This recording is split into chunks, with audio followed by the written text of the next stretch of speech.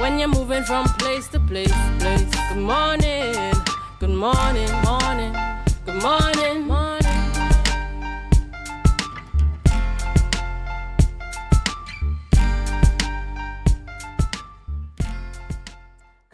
Good morning, and welcome to the morning show here on Tobago Updates Television. It is Tuesday, the 3rd day of June 2025, and we're coming to you live from the Port Mall here in Scarborough, Tobago. I am Adana Kambi. This is the day that the Lord has made, and we will rejoice and be glad in it. Indeed, it is a pleasure to be here with you again, to have conversations with you about things happening right here in Tobago or around Tobago. So if you have any concerns about us here, of course, you want to be a part of the conversation. We're always so happy when you can join us on our Facebook live stream and our YouTube channel. And for those of you on AMPLIA 102 or Flow 121 or 130, of course, we welcome you this morning. We're so happy that you've made us a part of your morning routine. So whether you're sipping your coffee, getting yourself ready for work or school, we welcome you this morning. Before we get into our conversations this morning, here's your news in 90 seconds. After more than a year of waiting, Lambo fisherman Edwin Ramkisoon says the compensation he received for damages caused by the 2024 oil spill feels like a slap in the face and not a helping hand. Ramkisoon said he lost his boat, engine and gear worth over $78,000, but was granted the same 40% payout as others who continued fishing. His check totaled just over $63,000, far below what he expected. Despite submitting receipts and years of records, no verification was done. Feeling ignored and disrespected, Ramkisoon now urges Energy Minister Dr. Rudal Munilal to review the system and prioritize those mostly severely impacted. MSJ leader David Abdullah has called on Prime Minister Kamila Persad-Bissessar to consult public thoroughly before pushing forward the proposed stand your ground laws and relax firearm access, warning the mandate she claims may not reflect the majority's will. Speaking at a virtual press conference, Abdullah noted only about 30% of registered voters supported the ruling coalition, urging inclusive dialogue.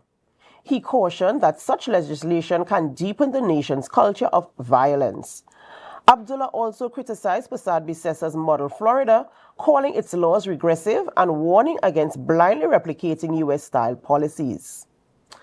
And finally, ticket holders left disappointed after Vybz Kartel no-show at the One Caribbean Music Festival last weekend are now eligible for a full refund, at least if they purchase their tickets via Island e-tickets. In a statement yesterday, Island e-tickets confirmed that 3 advertised headline acts did not perform. Citing a breach of expectations as its internal policies, the company said full refunds will be automatically processed to original payment methods within 5 to 7 business days. Customers who do not receive funds by June 17th are advised to contact Island e-ticket support. And that was your news in 90 seconds. So we're seeing here where Island e-tickets is stepping forward to, honor their policies, their internal policies in terms of providing that full refund. And we also saw the incident in Costa Rica. We saw Vybz Kartel also did not appear there, citing discrepancies with the promoter as well. So, I would like to see how that story unfolds in the Costa Rica instance as well, and to see, what is happening there, and if we have to review, in terms of contractual agreements and what are the issues surrounding the situation there, as it were. But here we are this morning, this Tuesday morning. Welcome to June. I didn't see you guys yesterday, but I'm here today. Welcome to June. It's a new month. And I do hope that as you've planned, we're coming to the end of the first half of the year. What are your plans looking like? The plans that you made at the beginning of the year. Have you been remaining consistent in doing the things that you have planned to do? We're almost at the end of the first half. So let's review our goals. Let's go back to see what we set out to do and to see if we are able to make any progress, because it is very important that we are able to do some self-assessment and probably reassign and realign and refocus on, our goals and the plans that we have for our lives. Once again, I'm so happy that you are here with me this morning as as we go through conversations. I hope that you are able to leave your comments on our Facebook live stream and our YouTube channel. We're always so happy to have you, especially if you are right here in Tobago, in Trinidad, the Caribbean region, the United States of America, wherever you are. We are so happy to have you with us. And you might be wondering, who are we having conversations with this morning in studio? Well, we start off the conversation by speaking with Mr. Devon Dillon. He's a former Vice President of JCI, as well as Mr. J.C. Karen Tyree Kent. I hope I pronounced your name correctly, and you will correct me when we get on set this morning. He is the co-chair of JCI, and this morning they're speaking about a peace walk and beautification project. You want to be a part of that conversation as well. I mean, of course, there is a call for peace in Trinidad and Tobago, and more so in the Tobago space, as we're talking with what is happening here in Tobago. So you want to be a part of that conversation and see how you can fit in to this project. We also speak with Mr. Reginald McLean, the president of Tobago Hotel and Tourism Association. We see sarcasm on the rise again, and so there are sarcasm concerns, and we want to have that conversation to see how it impacts the tourism here on the island of Tobago and how we move forward and what we can put in place to ensure that we are in a good place where tourism is concerned. So before we get into all of those conversations this morning, we have to go for a short break, and you do know that when we go for a break, we invite all of you, whether far or wide, to help us share the live, share the live, share the live. We'll be right back.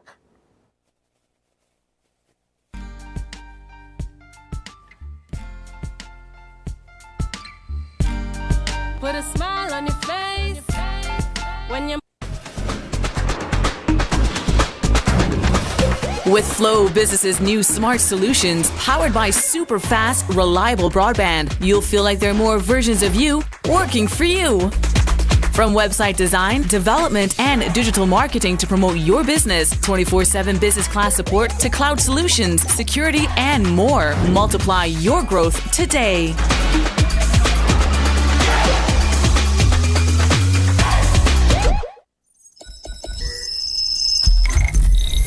Welcome to Tobago Glass Supplies,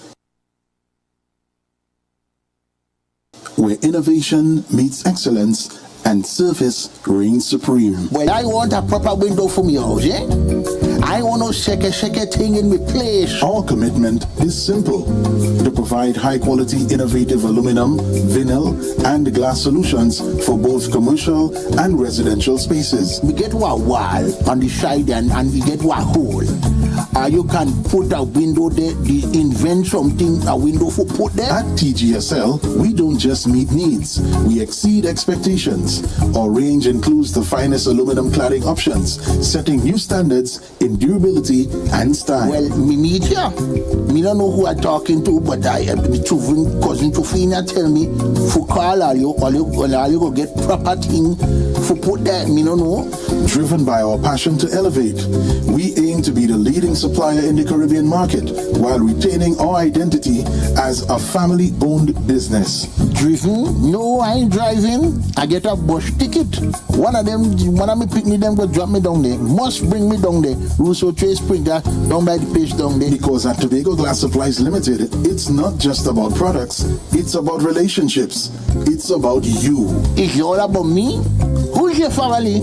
You know Edna and Dorka and them, you know them, but you resemble them Edward boy and them Edward people them, you. Tobago Glass Supplies, Russo Trace Spring Garden, telephone number 639-6266. Innovation, quality, service. That's Tobago Glass Supplies Limited.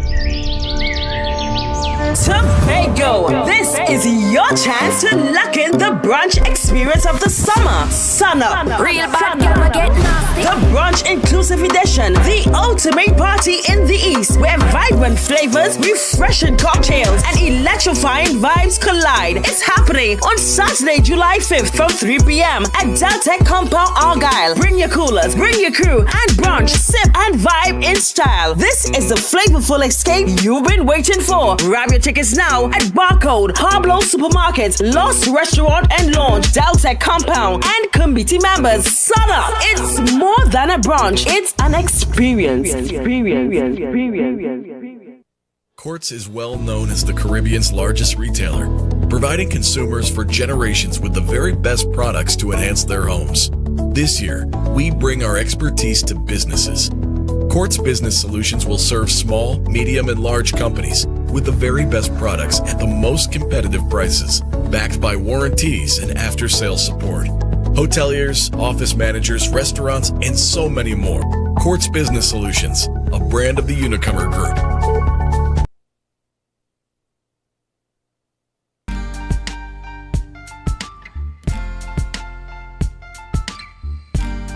Put a smile on your face when you're moving from place to place. Good morning, good morning, morning, good morning, morning.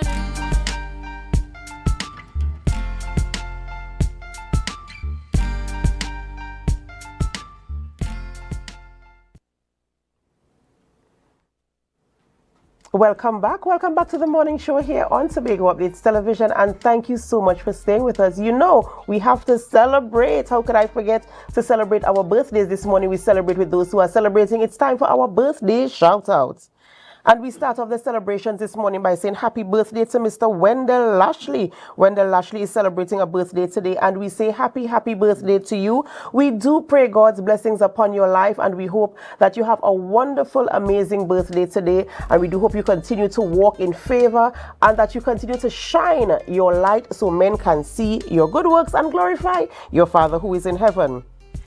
Next celebrant this morning is Mr. Earl Blackman. Earl Blackman is also celebrating a birthday. I don't know, Mr. Earl Blackman. You look like you celebrate every day of your life. Look at that pose this morning. I do hope that you continue to have a wonderful birthday season wherever you are and whatever you are doing. I pray God's blessings upon your life, and I do hope that you are able to enjoy the goodness that comes with celebrating, especially a birthday. So happy birthday to you as well. And of course, if you are celebrating a birthday, even though we do not have your photographs, we join in the celebration with you this morning. Whether you're celebrating a birthday, an anniversary, a promotion, a new job, a new car, a new experience, whatever you are celebrating, we here at Tobago Updates Television, we join in the celebration with you and remind you to put God first, because He is the sole reason why there's even anything for you to celebrate. We begin conversations this morning in studio, and we're speaking with two young men, yes, from right here in Tobago. Mr. Devon Dillon, he is the former vice president of JCI, and Mr. JC Karen Kent, who is the co-chair of JCI. Oh gosh, I feel as if I butchered his name again, but we will get to that this morning. And they're here to talk about a peace walk and beautification project. Good morning, guys, and welcome. Good morning. Good morning. Thanks for having us. Of course, a pleasure having you in studio with us this morning. And for me, it's always a pleasure having young men coming in studio and speaking on issues that are very positive, that impact society, that stand as role models and a source of encouragement to not just young men like yourselves, but the entire society, because when we look at what is happening, we see usually our young men are the ones getting in trouble or allowing themselves to be influenced by the negative impacts. And so here you are this morning holding positions in a organization that is open to young people for them to grow and experience and learn and, network and socialize. And we're talking about the beautification project now. But before we get into that, just tell us a little bit about the JCI organization. Well, JCI is a relatively old organization. It's in all over the world, a lot of countries. I think it's over 150 countries worldwide. It's actually been in the Caribbean for over 60 years now. Actually started in Trinidad. And JCI Tobago, it resurfaced in 2013, and I actually joined in 2015. And peace has been a core theme of our organization in terms of trying to have positive impact on our community. And we have many peace-oriented projects over the years, in my opinion. One of my favorites is the Safe and Sober Zone, where we create a space for young people during the festivities, Carnival, Juve, to kind of catch back themselves so that they don't go home driving on the roads drunk, because we have a lot of drunk driving accidents over the years. So JCI, in my opinion, peace has been a core theme of our organization over the years. And might I add, JCI is an organization that provides development opportunities for young people to make positive change. So I would say persons who are in businesses, persons who are now starting a career, this is a phenomenal organization to join.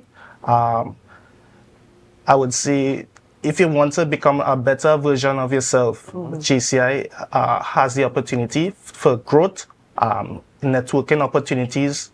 We are, as Tahir said, we are in over 100 countries. JCI is a great organization. And I know, as you mentioned before, in terms of becoming a better version of yourself, that you provide a measure of training for your members. In terms of the membership, what is the age group for persons to join JCI?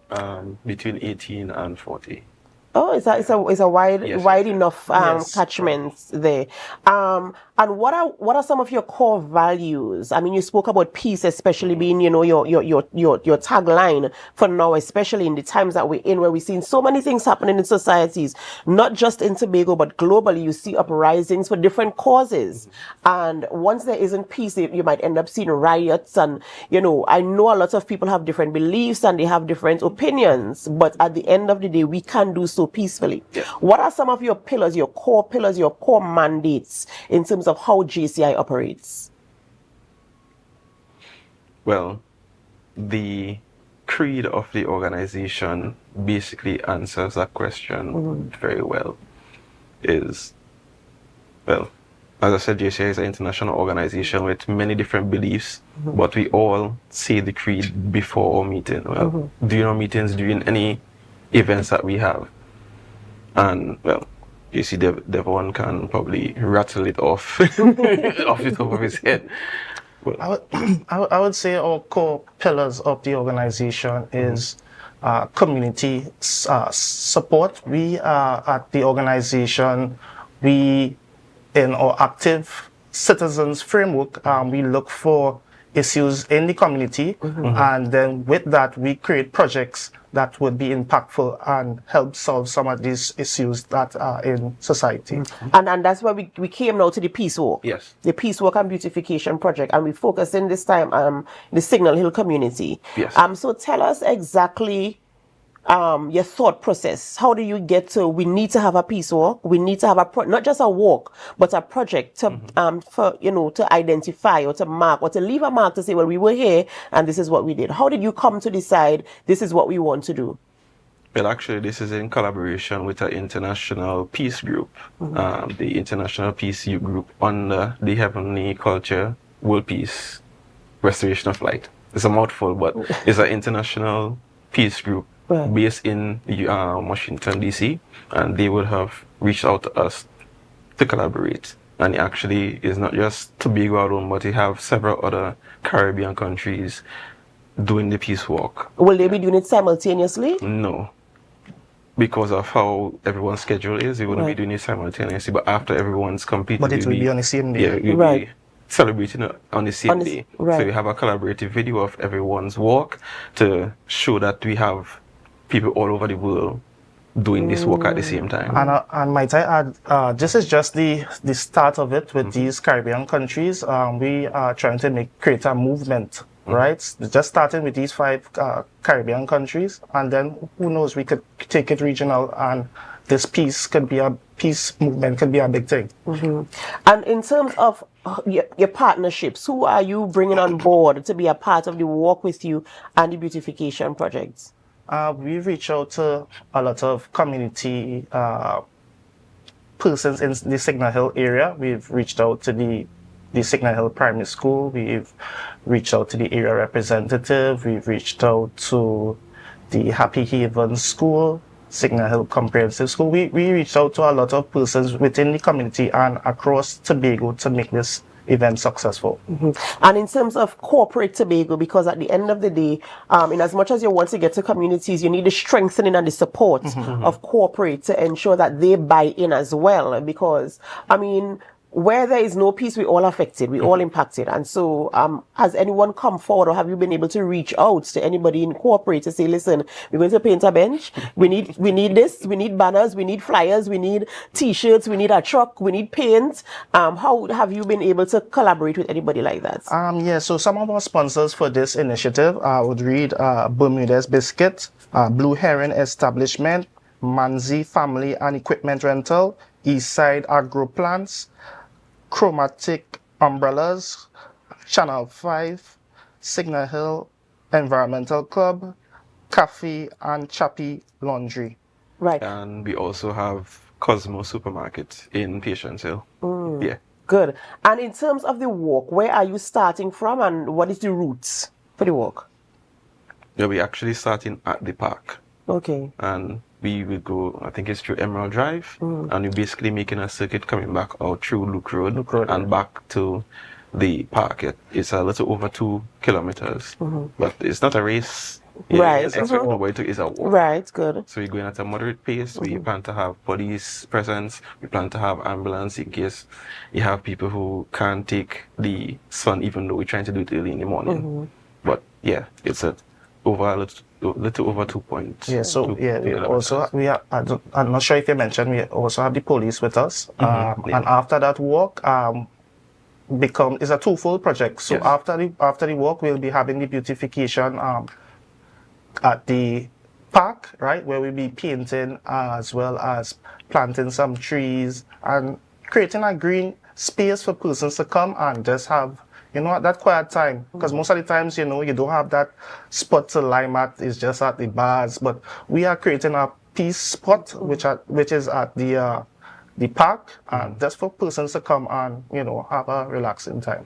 Will there be any talks? Sometimes you have these walks and you have a little talk, a little pep talk, and encouragement. Will you be having any of that during or at the end of the walk? Yes, so at the end of the walk, we are looking at having someone come and give a motivational speech that hasn't been confirmed as yet, but someone will be there to give a speech to the persons there.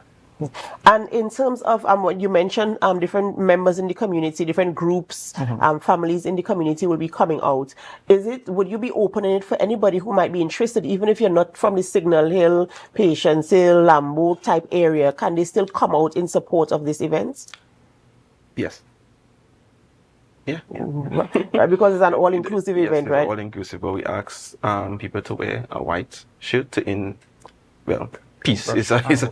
Right. Yeah, so we are asking persons to wear white, walk with your paintbrush, come. We have some light refreshments for persons. Come and socialize and network with other persons, like-minded persons. Who knows, you can have an opportunity to do something. Just being around certain persons could, elevate persons.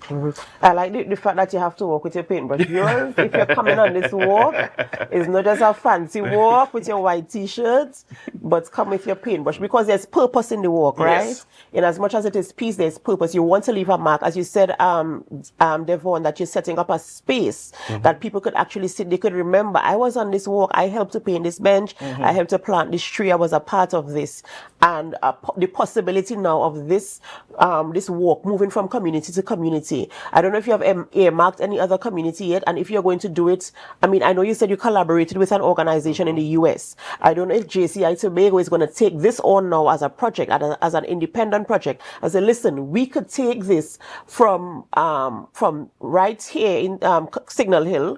This could be the genesis of it, yes, but we want to take it now and move it from community to community, and to ensure that each community, or as many communities at all on the island of Tobago, will have some kind of identification that we had a peace walk here. And you must remember, when you're getting in a kind of frame of mind, this community is for peace. I don't know if you plan to move it around. And that's so correct. We are looking at other places to have these environmental projects. We are asking all persons who are willing to be sponsors to reach out to JCI Tobago on our social media and to help sponsor these initiatives, because these initiatives aren't, cheap, right? And we A non-profit. are a non-profit organization, and looking for sponsors to do things like this on the island to, bring a positive change. And it all starts with us. That's right. That's right. So we're calling on communities across the island of Tobago. We're calling on corporate Tobago. We're calling on everybody who has some dollars in their pockets. This is a good place to invest your money and invest your time. And of course, a good place for socialization and networking. You heard them saying there's an opportunity for young people, especially. Let us provide spaces and opportunities for our young people to network, to come up with their ideas. And I'm telling you, young people have a lot of ideas. They're just looking for the opportunity and the support and the investment. So bring your pockets and come. This is taking place when? Saturday, 7th of June, which is Saturday coming. So, what time is it? The event starting? 7. We ask people to come out for 7:30. Right. Yeah, because they say we don't want to have people walking in hot sun. And the sun is very hot these days, so that's a good time to start. Yes. And refreshments, of course, will be made available. But we come in to walk, we come in to talk, and we come in to paint. And of course, provide a space that people can reflect on. And we need that in society. We need a space where people can just, when you walk past and you see some fresh flowers growing up, you just feel like sometimes when you're going on your morning walk and you see a new flower shoot up, you feel, something good is happening. That bench could do the same thing, And it's in a relatively centralized location in the community, because you have the community center, you have the field nearby. Right. And even the restoration part of the project, this isn't the first time we have done it. We have done it a couple of years ago. So it's a recurring project where we try to restore, upbring certain core locations in communities. Right. Yes. So if persons want certain parts done in their community, they have the funds, they want to invest in us, we could have it done. Persons want to be a part of a phenomenal organization. They might have an idea, I want to do something, but you do have the support, you join the organization, you come up with liaise with like-minded persons, and we could come up with the projects to make the Tobago and wherever a better place. That's right. That's right. So, guys, I want to say thank you so much for coming on this morning. Thank you for being here. And of course, for being young men in a society with a positive mindset, right? In a society where things could go anyway. It could go either way. And you have chosen, you have decided that this is the path you want to take. So I must say congratulations to you. And I do hope you continue to encourage other young men as well and other people in society to step forward and, embrace the opportunities that are available to you. I would also like to add on to what JC Devon would have said. You have a lot of people with ideas, but they do have the confidence, they do have the support. At GCI, we have a lot of trainings, we have a lot of people of like mind, where there's a community where you feel safe to grow. Because in the initial stages, I was extremely shy. People reach me now and ask me if I trained to become a politician, because I'm so versed in talking to people that I don't even know. Right. So JCI is an organization that trains you, that gives you that self-confidence to bring forward your ideas into reality. That's right, and there's strength in numbers, right? Yes, so when you have people supporting you, it makes the job easier for you to do what you have to do. Definitely. Right, so thank you guys so much for coming, and I wish you all the best in the walk on Saturday. Tobago, you want to come out and be a part of what is happening there. It's a peace beautification project taking place this Saturday, 7th June 2025 from 7:30 a.m. They meet at the Signal Hill Park for a peace walk and a beautification project. So step forward with your paintbrush in hand and your white t-shirt on. That's okay if you get some paint on the t-shirt. That t-shirt will be a memorabilia at the end of the day, of course, because you're a part of the peace walk. So hope to see you there soon. And remember, look out for other projects coming out from the JCI Tobago. Ladies and gentlemen, we have to go for a short break before we continue conversations here in studio. And as we go, we invite you to help us. Share the live, share the live, share the live. We'll be right back.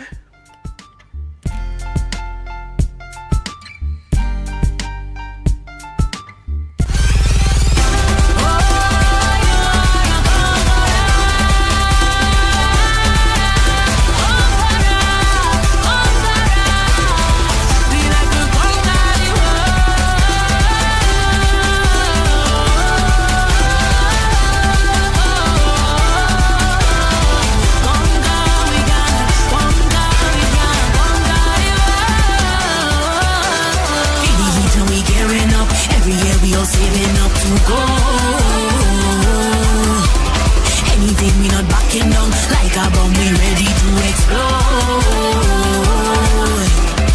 Ain't gonna wait until my back against the wall. Ain't gonna. Do you think you know Premier League or Champions League football? What about international cricket or the IPL and CPL? How about NBA basketball? Well, now you can put your skills to work to earn some extra cash by betting on the games with TT Bet Arena. Simply go to our website, choose a sport you want to bet on, find the games and place your bets. And with your computer or mobile device, you can bet from anywhere.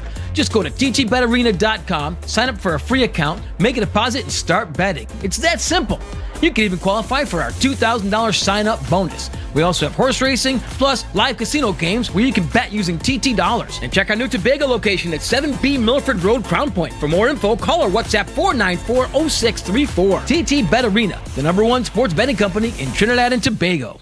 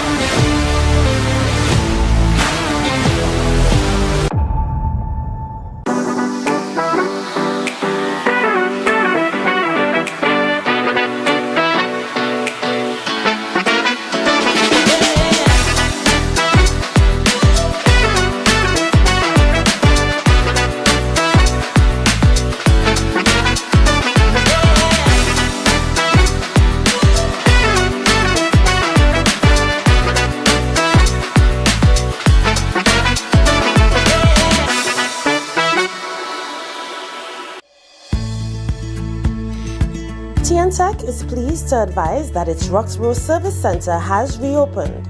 Starting Monday, 10th March, customers can once more visit the Roxborough Administrative Building to pay TNTech bills, request new connections, and more. TNTech, powering the nation into the next generation.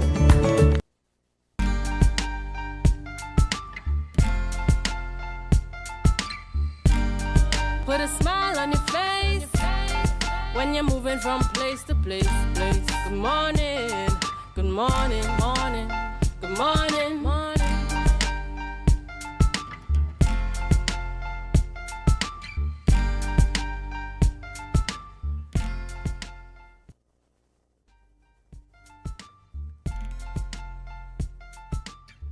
Welcome back. Welcome back to the morning show here on Tobago Updates Television, and thank you so much for staying with us.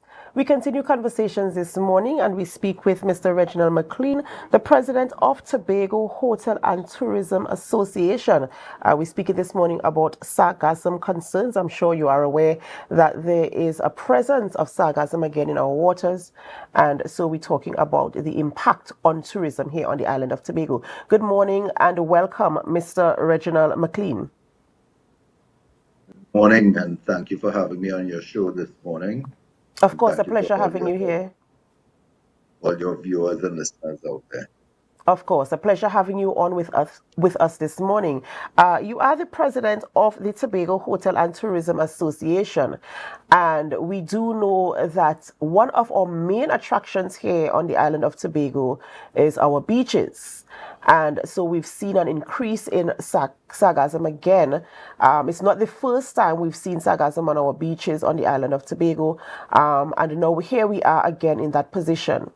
And of course, there are concerns. And we're going to have the conversation this morning. But we want to get your perspective in terms of where we are right now in comparison to where we were last year, and what we can do in terms of ensuring that the tourism product remains a product that is attractive even in the presence of the sargassum that is now on our beaches.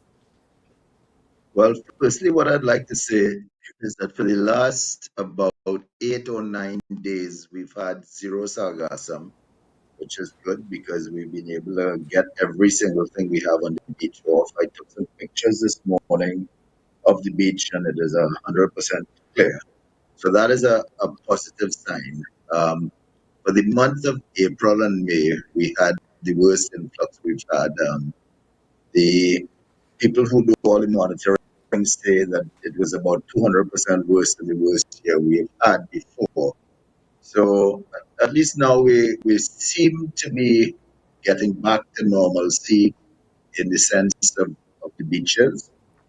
Obviously, there's still a lot of beaches that aren't clear. We work on that tirelessly day and night to get things clear for the guests, whether they're local or foreign. So, I'm seeing a little positive there now, finally, but it's been tough. It has been tough, and even we can't control. At least I'm not aware that we can control whether the sargassum appears or not. But when it appears, then not just the sight of it is a nuisance, but also the odor that comes from it is a very, very pungent smell that comes from it, and it can be sort of very off-putting. What can you say is being put in place to ensure that we can clean up and cart away and to provide a space that is, I'm happy that we haven't had any for the past couple of days, as you've mentioned, but in terms of when it does appear, what is been put in place, or what discussions are being had to ensure the cleanup and carting away of the sargassum that will not cause that sort of unsightliness, one, and as I mentioned before, that pungent smell that could be a deterrent from even our locals right here, and more so, or tourists as they come to the island to enjoy our beaches? Well, firstly, the pungent smell is hydrogen sulfide gas, which when it's rotting, that's what comes from the seaweed. It also attracts a lot of flies and it gets worms in it. So it's something that once it comes ashore and it starts to rot, you get that smell. Now, one thing that we haven't quite figured out yet, and I hope that the world is working on this, is that what is the long-term effects of smelling the hydrogen sulfide, which again smells like rotten eggs. What is the long-term effects on health? So when you drive past some of the villages, you can actually smell it as you drive past, and you may want to keep your windows up because it does get quite stink. Now, that smell, that gas that is emitted also has a destructive force on things like televisions, air conditions, all electronic items like radios, etc. So it's not just a matter of smelling something, it's smelling something that does negative things. As far as cleanup, earlier this year we got the Tobago House of Assembly through the Chief Secretary to do a little bit of a commitment to helping us with some of the cleanup. And we got a little assistance there, but again, it's not enough in the sense that in 2024 we would have spent about $250,000 keeping the public beach clean. This year we haven't spent as much because we came up with different types of solutions to try and control it. But it gets to a point sometimes that the seaweed, you can only put your hand up and wait because it gets to that point where it is extremely bad. Now, one of the things that we have been able to do here is we have a little skid steer tractor, and in order to keep the place not smelling bad with the hydrogen sulfide, is we are continuously using the tractor and pushing it back into the sea, and in the hopes that Mother Nature takes it back out and makes it somebody else's issue. But at the end of the day, all beaches in Trinidad and Tobago are public beaches. And if I go back to memory when I was a younger fella, the government used to clean all the beaches. That hasn't happened in decades. So the only way that it's going to get done is through private sector and through organizations like the United Nations Development Program, where they are working with the Japanese government and coming in particularly into Speyside with some new equipment. But that's not going to help us at 2025. That's going to help us beyond 2025. So it's a bit of a getting the government on your side, getting the government to assist and get CPEP workers to help clean. But what do you do with the masses of sargassum? Because it's tons and tons and tons. Yes, as you see from that picture there. There's only so much you can truck away and put in a landfill. And every time you move that sargassum off your beach with a tractor and a truck, you're taking about quarter of that load with sand as well from the beach. So you're taking away the sand that exists from Mother Nature. So we have that issue here at Blue Waters as well, where we are now getting ready to bring that sand back down to the beach.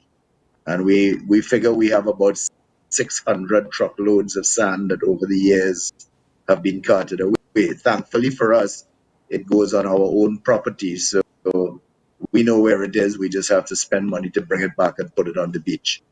So it's a big concern. It's a costly concern. Whether the government is doing enough, I don't think so, because it affects all our people, especially in small villages where it's difficult, that you don't have much of a beach to get a tractor on to clean. It's a manual thing where you have to literally take people power and get the seaweed off the beaches. So it's a very hard thing. As far as tracking it, they're now tracking the sargassum with satellite, but we don't get enough real-time images that we could kind of predict when it's going to come on. So you go to sleep at night with a nice clean beach, you wake up in the morning, you may have 3 feet for the entire length of the beach and 100 feet out into the bay. So one never knows what to do and what to expect when one wakes up in the morning. Mr. McLean, you spoke about the fact that there are other agencies who will assist in terms of moving the sargassum, not necessarily for the 2025 season, but beyond. Has any consideration or conversation been put into repurposing or reusing sargassum? Because we're talking about carting it away and where will we put it and stuff like that. But can it be reused? I've seen in instances before, I think it was last year or the year before, and I can't remember exactly where, but other countries, even Caribbean countries, have been using the sargassum after they collect them from off the beaches, repurposing them for other, whether it's fertilizer or fuel or energy or whatever they've been using it for. Has any conversation happened in our local Tobago space or even Trinidad and Tobago in terms of repurposing sargassum? Well, I'm now looking up something I have here. I'm just trying to find it. Sargassum.com, a local industry here in Tobago, they are actually using the sargassum now to make body oils and soaps. So that's a positive thing coming out of Tobago. But you have to understand that the sargassum that you need for any type of project, you have to get it while it's still in the sea. Because once it washes ashore, it's starting to mix with sand. So for Tobago, as I'm saying, this is a Tobago-based company, and it's Janique Mayers, who's the founder of sargassum. And they've done a lot of testing, sent things abroad for to the international agencies for testing, and now they've come up with body oils and soap. So that's a positive. Earlier this year, I got an update out of St. Vincent that the St. Vincent government stopped all their farmers from using the sargassum for agriculture. So there's a lot of mixed things that are going on. Nobody's still quite sure what can happen with the sargassum. But the bottom line is, if you're going to use it for something, generally you have to get it while it's still in the sea. Now, there's another company that has started using it and making bricks out of it, and another one that's using it for fires, where they're making it almost like charcoal briquettes. So again, what's the long-term effects of that, burning it in a fire, for example, with the different chemicals that are made up in it? Time will tell. A lot of testing will tell. But at least we're getting one positive thing out of Tobago so far. So it's still in the research sort of phase in terms of what it can be used for, and as you mentioned, of course, the long-term effects. The reference I was making, I think it was the blocks. I remember a couple of years ago I can't remember exactly where they were using it to make building blocks. But as you mentioned now, and I never thought about it before actually, the long-term effects, because sometimes we think about the immediacy of the situation is we want relief now, but in terms of how does it play out in the long term. So I suppose research is still ongoing where that is concerned as to how it can be repurposed in the safest possible way so that there are no side effects, as it were, should we use it for building blocks, fires, or whatever we're going to be using it for, agriculture and the likes. In the Tobago instance, I know you mentioned earlier in the conversation that in the past couple of days we have not seen any, and you're hoping that Mother Nature will continue to be good to us. But in the event that she isn't, and there's an influx, where are we? Where are we where that is concerned? Is it that we still have to wait on the government to assist us? Are the stakeholders in terms of the tourism in Tobago, are they coming forward with, even if it's short-term solutions until something long-term can be put in place? But I'll give you a little instance. If I bring a backhoe and 2 trucks to work on the beach, that costs about $7,000 or $8,000 a day because they're working the equipment in a salt environment. Remember, when the backhoe is on the beach, salt is washing up on it. When they're loading it into the trucks, salt is going all over the trucks. So prices go up exponentially when people have to use equipment in areas that damages the equipment. So that is a cost that if you need it for 3 days, that's 24,000. If you need it for 5 days, that's $40,000. And then you get it cleared by today, and tonight it comes in again, and you have to repeat the process all over.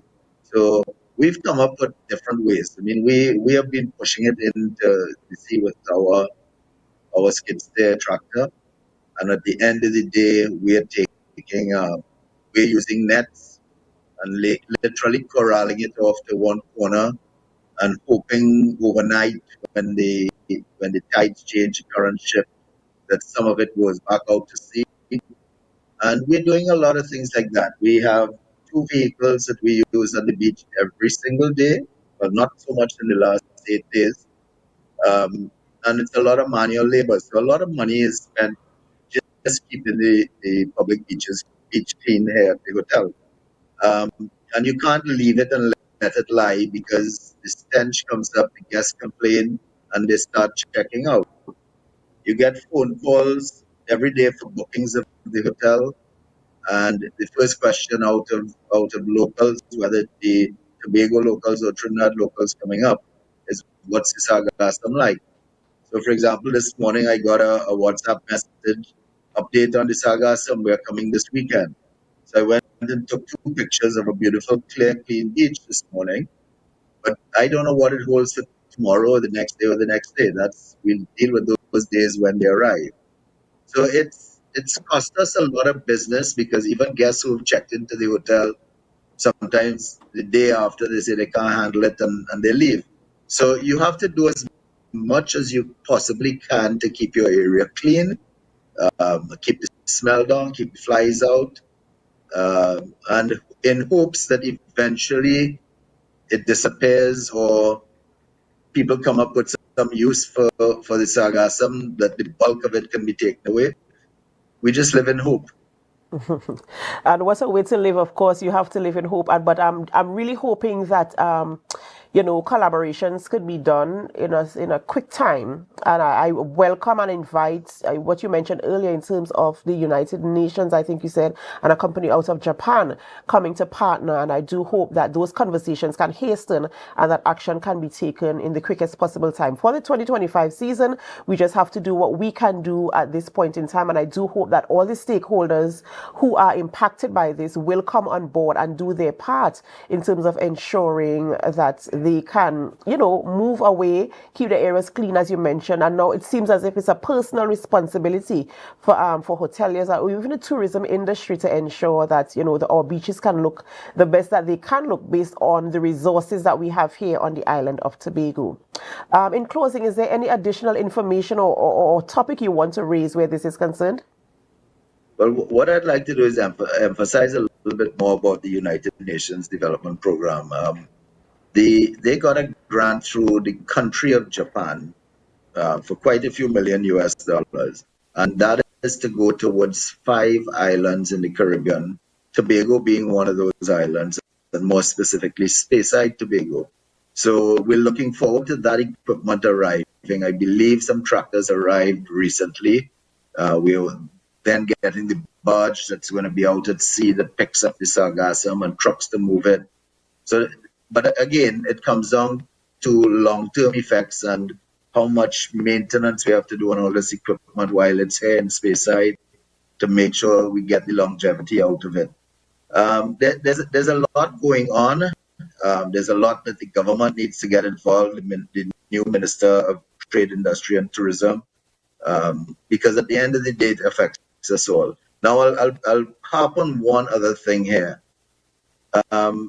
We need a lot of airlift in Tobago to make Tobago work for tourism.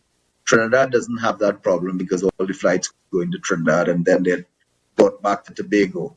The people are brought back to Tobago internationally or local.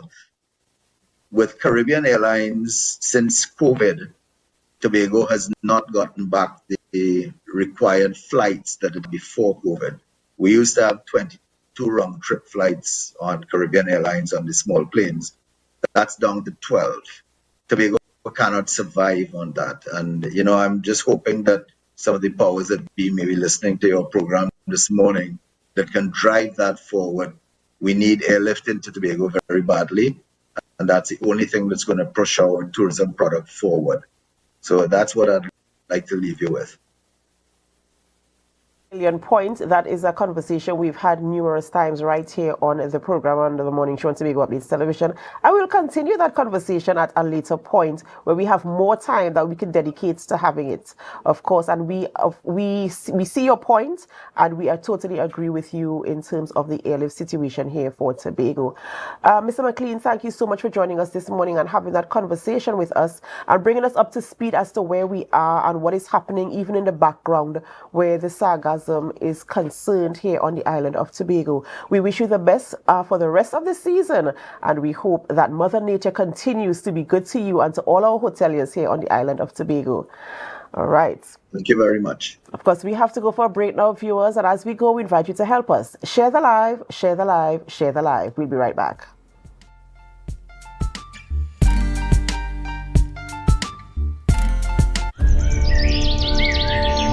Tobago, this is your chance to lock in the brunch experience of the summer. Sun up. Real bad girl, get nasty. The brunch inclusive edition, the ultimate party in the East, where vibrant flavors, refreshing cocktails, and electrifying vibes collide. It's happening on Saturday, July 5th from 3 p.m. at Deltec Compound, Argyle. Bring your coolers, bring your crew, and brunch, sip, and vibe in style. This is the flavorful escape you've been waiting for. Grab your tickets now at Barcode, Pablo Supermarket, Lost Restaurant and Lounge, Deltec Compound, and committee members. Sun up! It's more than a brunch, it's an experience.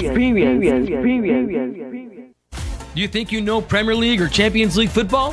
What about international cricket or the IPL and CPL? How about NBA basketball? Well, now you can put your skills to work to earn some extra cash by betting on the games with TT Bet Arena. Simply go to our website, choose a sport you want to bet on, find the games and place your bets. And with your computer or mobile device, you can bet from anywhere. Just go to ttbetarena.com, sign up for a free account, make a deposit, and start betting. It's that simple. You can even qualify for our $2,000 sign-up bonus. We also have horse racing, plus live casino games where you can bet using TT dollars. And check our new Tobago location at 7B Milford Road, Crown Point. For more info, call or WhatsApp 494-0634. TT Bet Arena, the #1 sports betting company in Trinidad and Tobago. Are you in a dispute with a registered investment service provider of the TTSEC? Or maybe you're the victim of an investment scam? You can lodge a complaint or submit an anonymous tip to the Trinidad and Tobago Securities and Exchange Commission. Download our Investor Protection app or go to ttsec.org.tt to access our complaint form or submit an anonymous tip. Write a clear summary of your complaint. Submit copies of supporting documents along with the originals for verification. Provide a copy of the feedback received from the entity regarding your complaint. All investor complaints or scam reports submitted by the public are acknowledged and reviewed by the TTSEC. Investigations are pursued based on the outcome of the review. Trinidad and Tobago Securities and Exchange Commission, protecting the interests of investors and the public. You invest, we protect. Everyone benefits. when the game is on. You don't want to miss the best moments. With AMPLIA TV, you can enjoy our ultimate sports package and watch your favorite games on the go.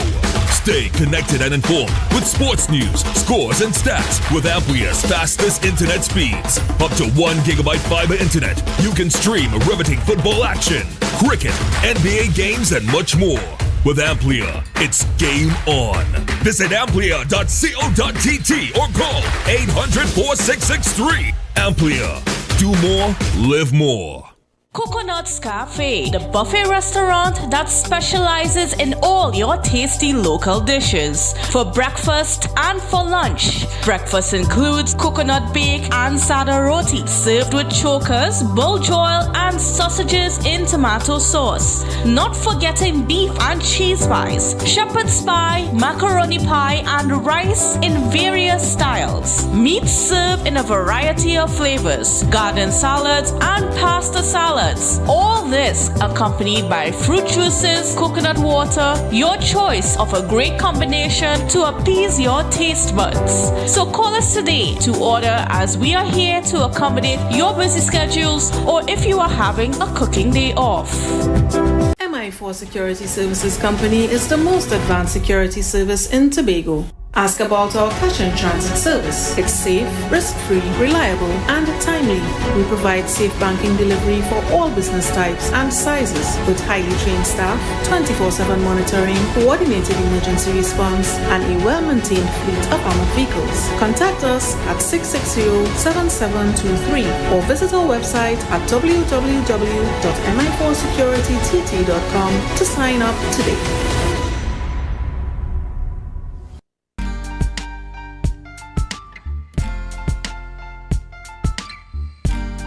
Put a smile on your face when you're moving from place to place. Good morning, good morning, morning, good morning, morning.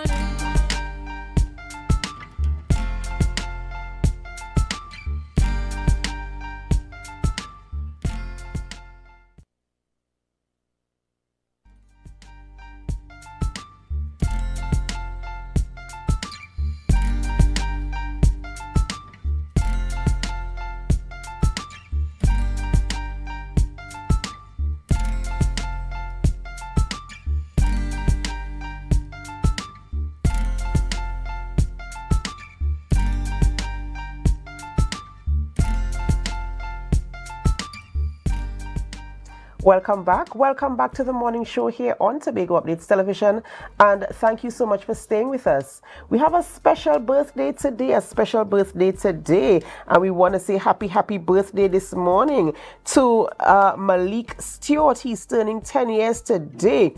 Good morning, team. Thanking God for my blessings. Happy birthday to my adorable son, Malik Stewart. He's 10 years today. This is from his mom, his dad, and the rest of his family with love. They are sending their love, God's love to you, Malik, and they say happy birthday as you turn 10 years old today. And we here at Tobago Updates Television, we join in the celebration with you today. We say happy birthday to you. We pray God's blessings upon your life, and we do hope that you have a wonderful birthday today. Whether you're at school, if you're staying home today, whether you go for ice cream, for pizza, to the movies, whatever you are doing today, we say happy 10th birthday to you, and we pray God's blessings upon your life. So happy birthday to you, Malik. We also have the photo of the day for you. And before we end the conversation, of course, we will reveal where the photo is taken. But can you guess which part in Tobago this is? Yes, this is beautiful Tobago, and this photo was submitted by Kerry Walcott. Kerry Walcott submitted this photo. Where in Tobago was this shot? Beautiful island of Tobago. And these people who submit these photos, I don't know where they get the camera from, but the photos are so clean and crisp. A beautiful island of Tobago. I can tell you it's on the countryside. I will give you that. But can you figure it out? Where is this photo taken? Before we wrap, I will tell you where the photograph was taken. Are you aware that the PNM had the nomination day for internal elections? Was yesterday. Nomination day was yesterday, and so they had their nominations. And of course, we heard in the news last night, or even before the news, we heard where, of course, Penelope Beckles, she was unopposed as the political leader for the People's National Movement. People's National Movement nomination day was yesterday, and she was unopposed as political leader. And we can see the other positions there on your screen. And of course, we see in the chairman, vice chairman, lady vice chair, all the positions there. And the one that is unopposed is the political leader. And Penelope Beckles is the sole nominee for political leader for the internal elections of the People's National Movement. So it's safe to say that she will come out, she will emerge as the political leader come election day, because she is the sole nominee. And we see the PNM, of course, already sending congratulations to her, already sending congratulations to the Honorable Penelope Beckles, who is the leader of the opposition in the parliament here in Trinidad and Tobago. She's now elected, the elect for the political leader of the People's National Movement for their internal elections, which is upcoming. She was unopposed. Right, and the other positions include elections officer, field officer, welfare officer, youth officer, operations officer, labor relations officer. I see one of two, so there are two labor relations officers there as well, and their elections is scheduled to take place very soon. There's also General Secretary, Assistant General Secretary, Treasurer, Education Officer, Public Relations Officer, and Social Media Officer as well. So those positions are up for grabs. And of course, after the election day, we will hear who the successful candidate will be at that point in time. They're now all nominees. They've submitted their nomination papers, and we are waiting to see the outcome of the internal elections there at the People's National Movement. And of course, we are looking to see how the Honorable Penelope Beckles performs as the leader of the opposition. As you are aware, she is the leader of the opposition and holding it down there in the parliament. And we're waiting to see, it's been a month, just about a month since the government was formed, and we're waiting to see how the government performs, the relationship with the opposition, and the relationship in terms of the full construct of the government of the Republic of Trinidad and Tobago. And we're hoping, of course, that the Tobago has a voice, as we so rightfully deserve. And we're hoping, of course, that our matters will be delivered and attended to, and we're seeing relationships already being formed, and we're hoping that it bears fruit. It bears fruit for me, for you, and for all of us here who reside in Tobago. There are some burning issues that we really want to ensure we get on the table, that discussions can be had and that they will be resolved where those things are concerned. And so we're looking to see with bated breath to see what would happen. All right, ladies and gentlemen, we're coming almost to the end of the morning show, but before we go, we have to reveal to you where the photo of the day was taken. I'm going to show it on the screen one more time, and this is your last opportunity to guess where the photo of the day was taken. Right here on the island of Tobago, and submitted by Kerry Walcott, and we say thank you to Kerry for submitting this. This is Delaford, Tobago. I think it's Kings Bay in Delaford. Just let me get that correct. Yes, Kings Bay in Delaford. Beautiful photo. Thank you very much, Kerry Walcott. And remember, you can continue viewing our programming on our Facebook live stream and our YouTube channel, and also on AMPLIA 102 or floor 121 or 130. This is where we have to end the morning show, but it's not where we end our programming. We head on over to GMT, so stay with us. And as you stay, we invite you to help us share the live, share the live, share the live.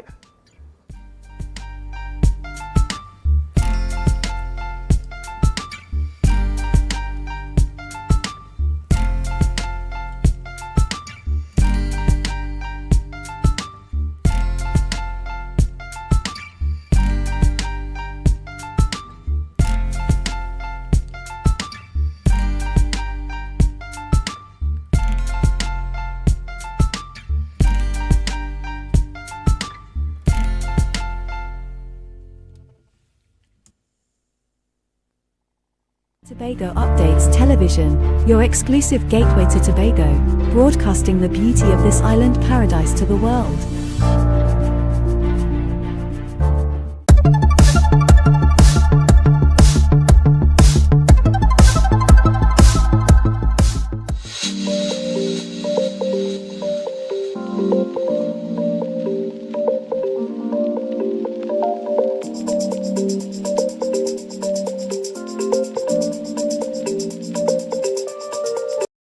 The Tobago Fashion First event was conceptualized in 2024 by the Tobago Day Planning Committee.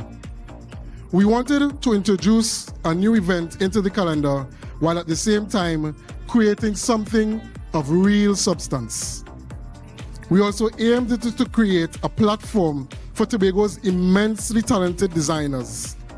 Welcome to Tobago Fashion First and enjoy Tobago's Fashion First. This event was designed as a launch platform for our fashion industry, a space to bring to light the remarkable talent and creativity of Tobago's designers, to place their names and brands into the public spotlight, and to say to the world, Tobago has what it takes. The opulence we witness tonight is all Tobago, by Tobagonians, for the world. Our designers and models are not simply participants in the fashion industry, they are contenders. And with the right support, they can stand proudly among and even rival the most celebrated figures in the global fashion scene. Tonight is a statement. Here, we are bold, we are brilliant, and we are ready to take our place on the world stage. When the mountains rise before me, I believe I can feel it on. I will follow the path if you lead me. Just don't let go. If I promise you feel it always, tell me why you had to lie. I would hold on to it forever. You need to try and never be the same. I'm sorry, feeling alone. You'll always be lonely on your own. Just say I'm sorry. Just say I'm sorry. Just say I'm sorry. Just say I'm sorry. When a moonlit sky surrounds me, I believe I can see your light. I will reach for riches, guide me, hold me tight. If I promise you'll feel it only, show me how to make this right. I will get away feeling lonely through the night. That was a production of the Department of Information, Office of the Chief Secretary, Tobago House of Assembly.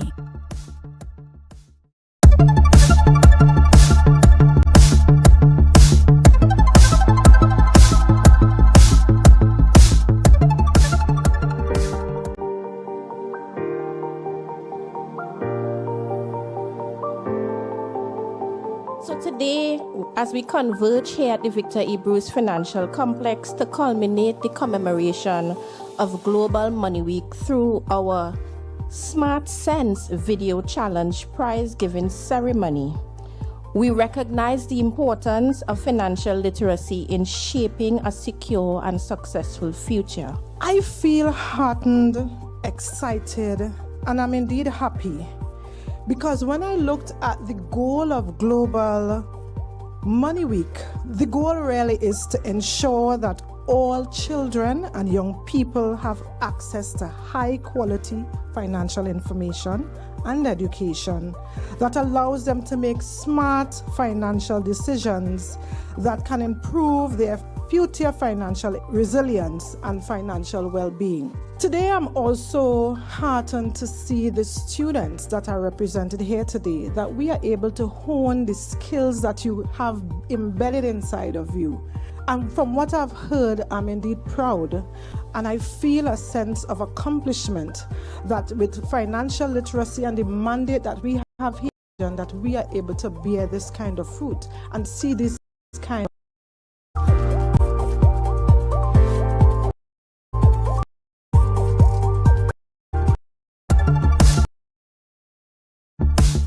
That was the production of the Department of Information, Office of the Chief Secretary, Tobago House of Assembly.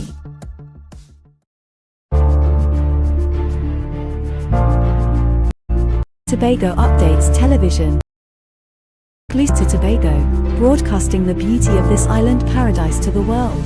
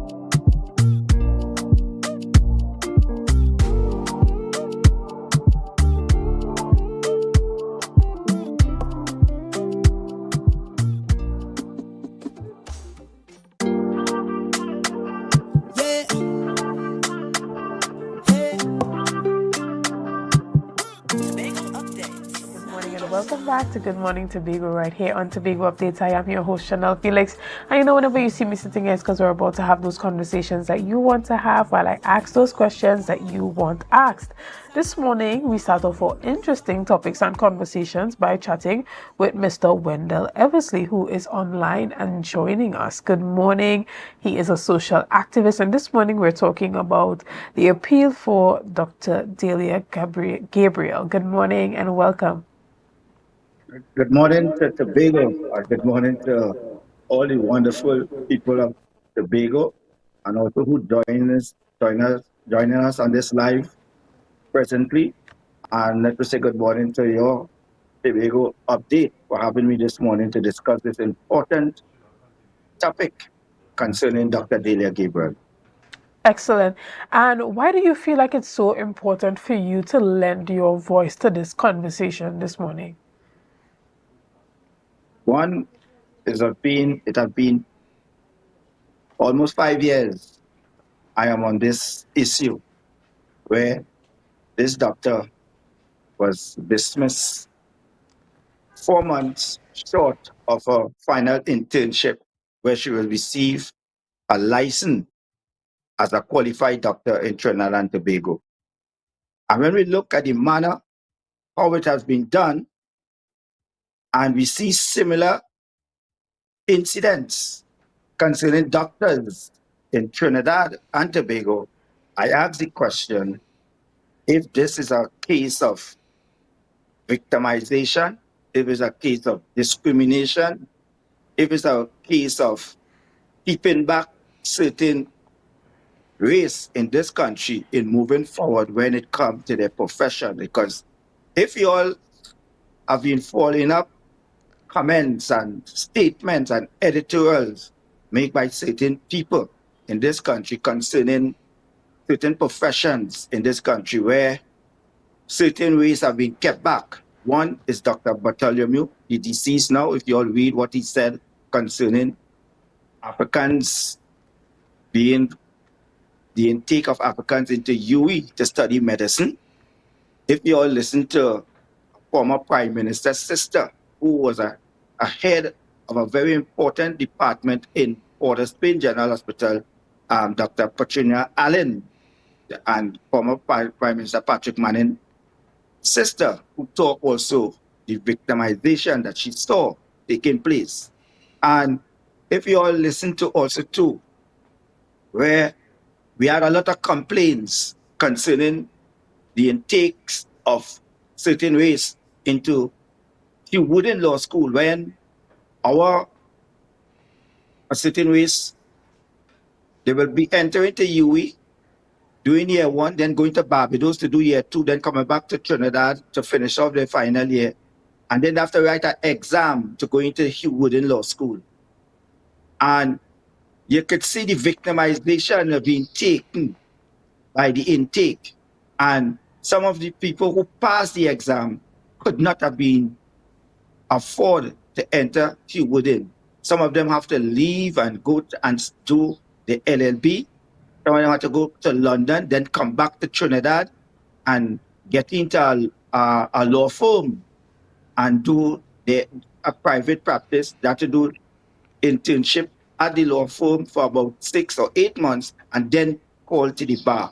Thank God for the wisdom of a former prime minister who make it sure that tertiary education be freed in this country. So where people who are being discriminated from these important institutions, and one is the Law Association, 2 is the Medical Board of Trinidad and Tobago, where we can see where people have to study medicine.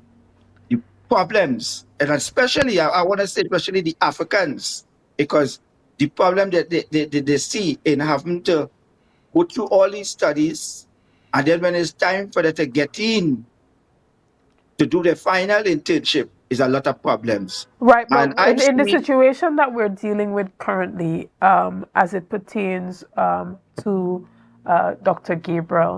Delia Gabriel, she would have made some racist comments during some of the last few weeks of her internship, where she was interning to become a full-fledged medical doctor. And because of these comments that were recorded, she was dismissed, and since then she has not been able to complete the process of becoming a doctor. But what type of message are we sending out there when we pardon someone for making these type of comments just because, okay, this is an African person, but yet we are calling for the full brunt of the law and the full brunt of the repercussions for persons that are of other descents? Okay, Dr. Gabriel used the word, I don't want to say it on your station, but it was a racist word, but if you want to look in the contents of the word itself and you look up to the meaning, it's someone who carry loads, right? But nevertheless, we say certain things concerning African also. Let me take, for instance, Dr. Avinash, who said the most racist things about Africans, even call us monkey. He even went further and said that his patients do not want no African attending to them. He went further and he said that all Africans could do is kill, steal, and rob. He even went further and said that African policemen who in the Trinidad and Tobago police force are uneducated and all they could do is carry a gun. And I protest against his statement. I wrote to the medical board. The medical board wrote back to me. I know what the medical board tell me, bring the evidence. When the evidence was out there, Dr. Saw was represented by an African doctor in Tobago, Martin George. I don't know if he hired Martin George to do window dressing after all what he have said was outside in the public domain. You know what the medical board did? They give him a slap on his wrist and 7-day suspension. This African doctor said the word "see," and she have been punished going on 7 years now. Where are the justice where in Trinidad and Tobago where it's concerned? We have another doctor, young as Dr. Delia Gabriel, Dr. Adele Jagannath, who was charged for drug trafficking.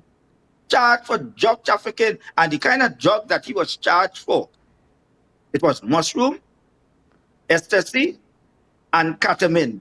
You know what serious these drugs are?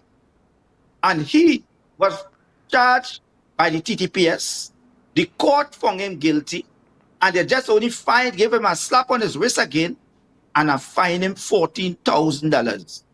Dr. Delia Gabriel, whose family suffered, struggled to make sure that she get a proper education, give her her dream, which is to become a doctor, work very hard, because they didn't come from a rich family.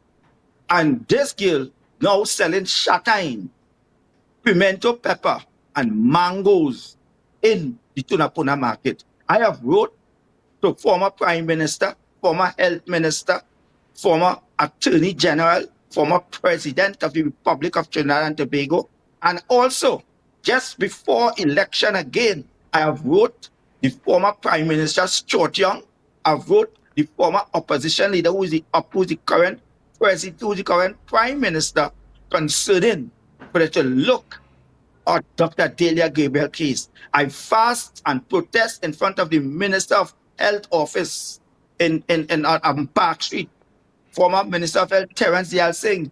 For 7 days, he watching me every day when he walk in to go buy Manos for lunch. And never himself look to say, hey, what it is you want me to do. When he knows that he could have intervened, when he knows he also appoint people on the Medical Board of Trinidad and Tobago. But here we have the Medical Board of Trinidad and Tobago have the same 2 doctors intact with their license.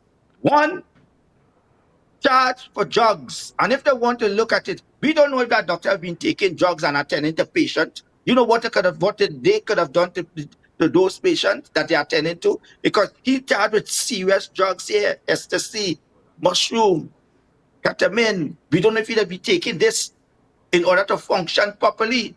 Then we have this other doctor calling us all sorts of different names. And you get 1 week suspension, and this girl who all her lively, all her profession gone down the drain, and for 7 years, nobody see it fit to intervene to see how we could help Dr. Delia Gabriel. This is a girl I interviewed on different television stations, begging the public to come out and assist and see how we could treat with Dr. Delia Gabriel cause. I reach out to David Mohammed, I reach out to all those African talk show hosts and African activists. Why it is when it comes to our people, and we're seeing certain things where our people are professionals, profession are being tampered with. So you trying to tell me the system can look and give this young African doctor a second chance? So this is what we are seeing today, and I thank Tobago Update for interviewing me this morning on this topic, because I am decided not to let go or not to give up on this topic. Right now, I have formed a group, and thank God I have about 30% in the group. We have doctors in it. We have doctors from England in it. We have people from America in it. We have people from Barbados in it, and they are responding to me, and they are trying right now where we're going to appeal again to the current Prime Minister to intervene. I'm going to send letters again to the current Attorney General and the current Minister of Health. And also, we have lawyers who now come on board, and they are looking to see how they could treat with it, but even taking this matter to the courts of Trinidad and Tobago. Because when we look at the situation presently with Dr. Delia Gabriel, we are seeing that where we see clearly injustice have been done to her. As it pertains to having that conversation with this new administration, have you reached out to them, and what are some of the responses that you have been getting? No, I haven't reached out to them as yet. I'm in the process of going to deliver a letter to the current Prime Minister, the CC the Attorney General, and also CC the Minister of Health. So I will be delivering that letter sometime next week. Excellent. And what would you really like to see come out of this situation? I would like to see come out of this situation just as how other doctors, and not only these three doctors, that other doctors make certain remarks, and there was transfer to other hospitals in Trinidad to work. I remember the doctor who talked about the incident of they're being raped in Port of Spain General Hospital, and where they're doing the investigation is a lie. And what way that doctor belongs to? And where is that doctor today? The transfer, right? But you see, in this country, I do not know if there is a blockage to keep down certain ways from moving forward. And I've seen this clearly with Dr. Gabriel. They say all sorts of things about Dr. Gabriel. They say that how she's not mentally fit to be a doctor. But how somebody who's not mentally fit to be a doctor booking paid taxi and have to pay $300 a day because she do not own the car? How somebody who mentally unfit, they're saying to be a doctor, but given CXC lessons and also SCA lessons free of charge? How somebody could be mentally fit but planting garden and going to Tunapuna market, sell shatine, sell pimento pepper, sell mangoes, interact with people? I wish, and a matter of fact, I asked Dr. Delia Gabriel if she will do an interview with you all, and she said yes, because here it is a well-educated person, somebody who wrote thesis, somebody who wrote papers, somebody who wrote a paper and it was accepted. If you all listened, it's accepted in the medical profession in England. And here it is in this country, Trinidad and Tobago, we are treating her like an outcast just because she used a certain words. So why it is you cannot bring it? We hire this girl, let her do research, let her do something, and see how we can help her. Because this is somebody. Even in her case, is it possible that she is able to raise funds and possibly migrate and complete her doctoral studies in other parts of the world? I have tried all of that. That people in Trinidad here, we like to talk. And some people just talk the talk and walk the talk. But a lot of people just talk. I went to lawyers too, and I don't want to call the lawyer's name, to assist me. I know the first thing they ask me, how much money I have. This is 5 years I own on this case. Up and down Trinidad and Tobago, keep protests, marches in Port of Spain, march from in the Woodford Square. The Attorney General, Faris Alwari, deliver a letter concerning Dr. Delia Gabriel. Walk to the Minister of Health office, Terence Yalsing, deliver a letter to him. Walk to the former President, Paula May Weeks, deliver a letter to her. Walk to the former Prime Minister on 2 occasions, deliver letters, and no response concerning her. The Medical Board of Trinidad and Tobago. Today, when I talk about Dr. Avner, let me bring the evidence, and the whole country have seen the evidence where Dr. Saw say all sort of racist comments about African people, and this Dr. Saw get a slap on the wrist. And today, he's continuing with his license. Dr. Adel Jagannath, drug trafficking, $14,000 they fine him the court, and he have his license intact. But where is this young African girl who used the word? She never get charged. She apologized to the public of Trinidad and Tobago publicly numerous occasions for using the word. She apologized to the Minister of Health. She apologized to the Prime Minister. She apologized to the people also of Trinidad and Tobago. At my protest where all the media house was there, she apologized again to the people of Trinidad and Tobago. She even appealed to the same doctor who used the racist comment if he could offer a job.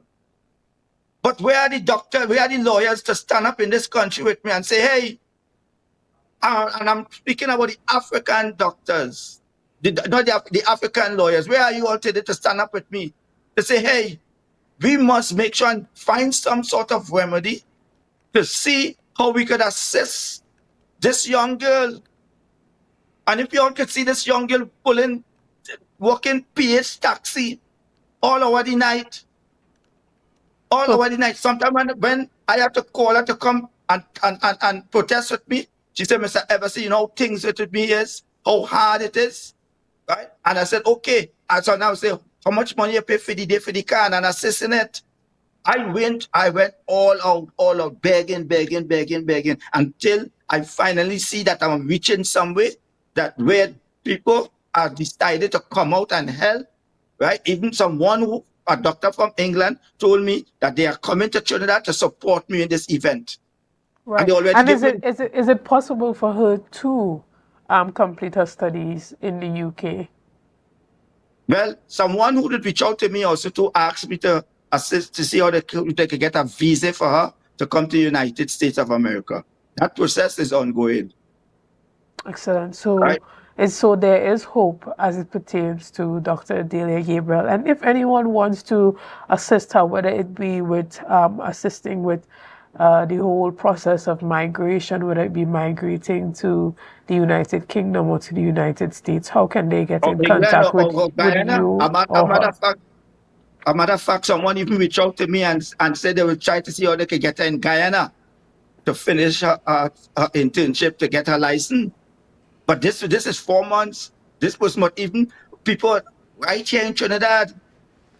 She's a Trinidadian. You think other race would have allowed this to happen to their race, especially when it comes to the field of medicine? Understood. All right, well, we're going to take a quick break right here, and we'll be back right after this. See you soon. It's a brand new morning, rise up to a brand new dawning. As the passion start to rise, the energy fill the skies. I say thanks a favor to wake up and hear my neighbor. 60,000 people. I beat it road, all day we beat it road, all day I beat it road, all day we beat it road. When the spirit it, me I beat it road, spirit it, me I beat it road. When the spirit it, me I beat it road. What to do? Let me see how stick you could get, see how stick you could get. Let me see how stick you could, see how stick you could, see how stick you could get. Let me see how stick you could get, see how stick you could get. Let me see how stick you could, see how stick you could, see how stick you could get. Wet me down, wet me down, wet me down, wet me down, wet me down, wet me down. Right now I overeat it. Wet me down, wet me down, wet me down, wet me down, wet me down, wet me down. Right now I over.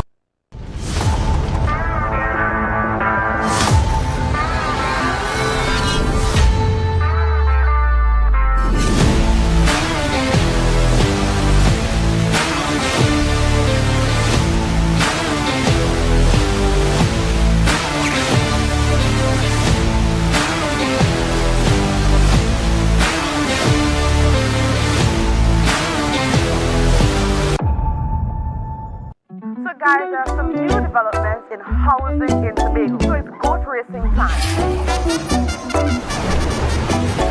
This is 116, the show that keeps you in the know with all things Tobago House of Assembly. Each week, 116 delivers a fun and engaging overview of the latest developments, achievements, activities, and events of our dynamic assembly. So join me. Let's dive into the Tobago House of Assembly's Week in Review right here on 116.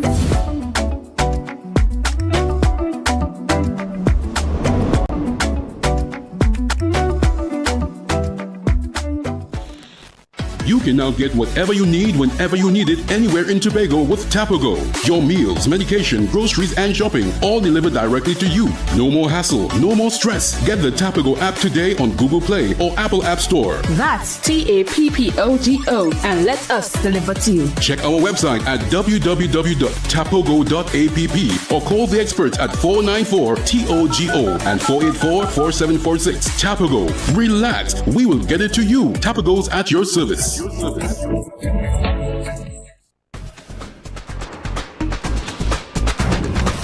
With Flow Business's new smart solutions powered by super fast, reliable broadband, you'll feel like there are more versions of you working for you. From website design, development, and digital marketing to promote your business, 24/7 business class support to cloud solutions, security, and more. Multiply your growth today.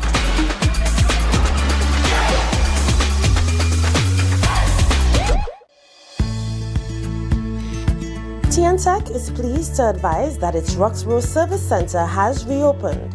Starting Monday, 10th March, customers can once more visit the Roxborough Administrative Building to pay TNTech bills, request new connections, and more.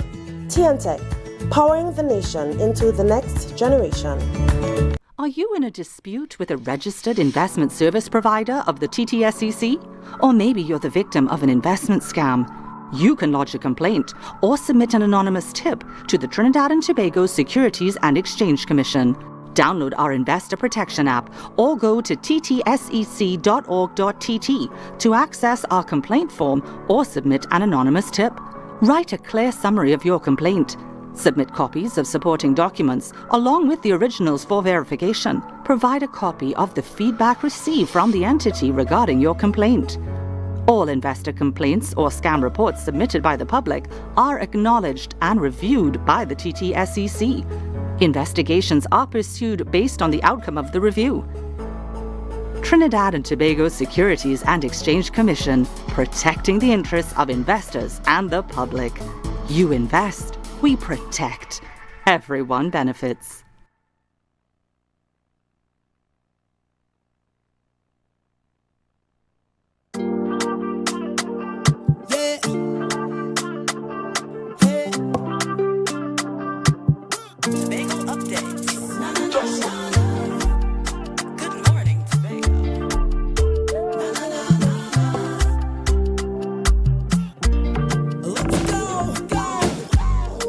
A brand new morning, rise up to a brand new dawning. As the passion start to rise, the energy fill the skies. I say thanks for favor, so wake up and hear me neighbor. 60,000 people strong, and the vibes is never wrong. We are beauty, we are power, we are people in the sun. We are beaches, we are rivers, we are melanated ones. Welcome back to Good Morning Tobago right here on Tobago Updates. Guys, we want to thank you so much for sticking with us this morning. I want to thank our first guest, Mr. Wendell Eversley, for coming on and advocating for Dr. Dahlia Gabriel. Now, this morning we continue our conversation and we're talking about representation and inclusivity. To have that conversation with me this morning, we're talking all about including blind students in that new laptop distribution that is supposed to take place in September 2025, as announced by the Prime Minister. Now, this morning we are chatting online with Mr. Kenneth Swaret, who is the Executive Officer of the Trinidad and Tobago Blind Welfare Association. Good morning and welcome. Good morning. Are you hearing me loud and clear? Loud and clear. Now, you have been advocating for blind persons to also benefit from the laptop distributions that have been promised for 2025 by this new administration. Now, my first question, do you have any idea of the number of blind persons that are currently in the system and doing SEA and supposed to be entering into high school in 2025? Good morning, Trinidad and Tobago. Blindness is a low incident disability with high needs. So if people are looking for numbers, that is not the issue. So on an average, each year we may have something 3 students who register with us who do it SCA, and there may be quite a number of children outside of who not registered with us also will be doing SCA. Presently, at the under the age of 16 in the school system, we service close to 100 children, different age group. So we are focusing on assistive technology for children who are blind or low vision in the school system. Sometimes people think being blind is they can't see anything at all. There are children who are totally blind in the system, and there are children who are low vision. So the child that is low vision or totally blind, they will need text-to-speech screen software. What that does, it takes text off the screen and reads it in a synthesized speech for you. Yes, a lot of devices coming nowadays with this software on board, but it is not robust as the specific one that is designed for children or even adults who are blind when I use my technology. So the Blind Welfare Association is advocating for the specialized software because a lot of companies in the world will only reach the minimum to comply with the law. But there are specific software that you have to install on your computer to make it accessible. So someone who is blind needs text-to-speech software. Blindness is a spectrum. Not everybody who is blind cannot see at all. So there might be the low vision person who would need screen magnification. What that does is that someone who is blind or low vision now will adjust the font size to suit their specific need. Regular, say someone who is sighted using the computer might use font size 12. Persons who are low vision may use up to 16, 20, 24. So they will adjust their font size to accommodate their specific need. There's another group who just cannot read black and white background. So they will have to change the color contrast to suit their needs. So they may change the writing from maybe red against yellow background or maybe green against another color. Anything that suits their needs. And then there's another group, a very small group, persons who use Braille. So I also use Braille in my workplace, but no longer paper Braille. Long ago, a Braille book was very large. Like for instance, the Oxford Dictionary long ago, it was 16 volumes. And no way a child who is blind could take that to school. Now the same dictionary is coming in either .doc version or .pdf or .brl or .brf version that could fit on your computer and you could access it through a refreshable Braille display. A refreshable Braille display is where you plug a peripheral to your laptop either via Bluetooth or direct input, and whatever on the computer screen comes up when you move around the cursor comes up under your fingertip as Braille, and it refreshes immediately. So you get real-time Braille. So that device is also very expensive. We are asking the government, yes, we support the laptop movement. We commend the Prime Minister for saying, for instance, every child is entitled to it, and she put it in the hands of the parent. If you feel you don't need the device or you don't need the laptop, you can simply say no. But there are quite a number of children who needs it, and quite a number of children who are blind or low vision who need this device. And we at the Blind World, we are saying, let us encourage education, because years ago when East Indian women couldn't go to school and Bharat Sagan Maharaj introduced schools in the community, and we see the result of that. Today, we have the Prime Minister of Trinidad and Tobago, who is from East Indian descent. Because of education, is the Prime Minister of Trinidad and Tobago, not for the first time, but for the second time. We are saying we want the same experience for not only children who are blind, but also children with disabilities to have that same access so that they don't limit their life to a disability grant, but could expand their life through education to get whatever job they want, to pursue whatever career they want. And we at the Blind Welfare Association, we want to encourage that no matter where you're from, you are given that opportunity to go to school. And technology is one part of this component. We are talking about books need to be in accessible format. So the books must be, when you're digitizing the books, we are saying the books must be able to come work alongside the screen magnification, the text-to-speech software, and with refreshable Braille display. And the Blind Welfare Association is here to work with the government to achieve that. Right, and the type of work that you are doing is fundamental to the forward movement of any society when we think about inclusion of persons with disability.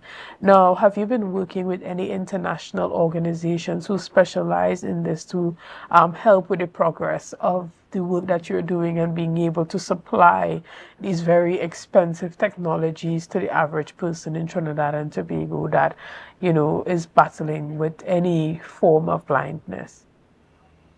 Yes, the Blind Welfare Association is a member of the International Council for the Education of People with Vision Impairment.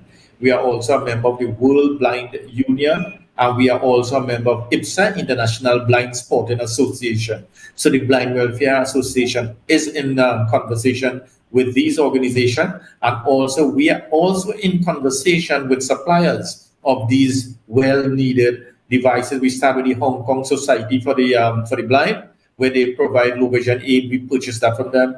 We are on several companies throughout North America that we will have conversation with. Also, the Torres Foundation for the Blind, who has a branch in Trinidad and Tobago, that company is also a supplier for us, and it is run by someone who is blind. So we are working with quite a number of organizations to get the best fit. We are also using local resources where we are talking about 3D printing, where we could bring learning to the fingertip of persons who are blind. I'll give you a little story. There was a child at the school for blind at one time was speaking all kind of thing about Diwali. And the teacher put a deer in the child's hand, and the child didn't know it was a deer. Because when the child was at home, she born blind from birth, they spoke a lot about Diwali and she could regurgitate that information. But the family didn't found it interesting or important to show that child what a deer is, or show them tactile. Remember when you could see, you could copy things you see a parent doing, you could go on YouTube. A child who is blind, they need to feel it, and we want to bring learning to the fingertip of every child who is blind in this country. Excellent. And give us a little bit of a background on some of the work that you have been doing at the community level as it pertains to raising awareness and allowing persons to know the type of technology that is out there now to make life a bit more bearable for persons that, deal with vision impairment. Sometimes when people use language, like you said, bearable, some people say suffering from disability. I'm telling people, well, let us see disability as an opportunity as a nation. Because I enjoy being blind, I am proud to be blind. I am happy to be part of the blind culture, not only in Trinidad, throughout the world. So the work that the Blind Welfare has been doing, there's a publication, a research paper that was done by Christian Blind Movement and the World Blind Movement, World Blind Union, and that documented accessibility goal. What the Blind Welfare has been doing is we've been touring all the corporations. We did quite a number of the regional corporations in Trinidad, and we are hoping by next week in Tobago, and I'm hoping to meet with some, the influencers in Tobago to promote this accessibility goal. How do we make Trinidad and Tobago accessible for persons with disability and not only blind? And let us say, for instance, we are happy that the President of the Republic of Trinidad and Tobago, Miss Christine Kangalo, appointed someone who is blind to the Senate. What that does, it lifts expectation for persons blind. Because what we observe, sometimes the Blind Welfare Association will have a training program for a child who is blind. And a couple may have two children, one who is sighted and one who is blind. They will ensure that that child who is sighted reach to the class on time and also pick them up on time. And in between, then they will drop the child with who is blind. So the child who is blind will reach to our training program late, and they will have to leave early. Now that we are seeing persons who are blind in a high-profile position, we are hoping that will lift the expectation for that child who is blind, that child who is blind, that saying, your child can also succeed. Your child can reach the highest office in this country. And we are saying, let us work together to change that expectation of children who are blind and also adults. Just some years ago, the United Nations did a situational analysis in Trinidad and Tobago to all stakeholders. And one of the big ticket items there was that attitudinal barrier, people's attitude to the person with disability. Sometimes the person with disability, not the problem, is people who don't have a disability and their attitude towards us. Excellent. And as it pertains to your conversations here in Tobago, will you be chatting with the Tobago House of Assembly, specifically the Division of Education, Research and Technology, as it pertains to inclusive education?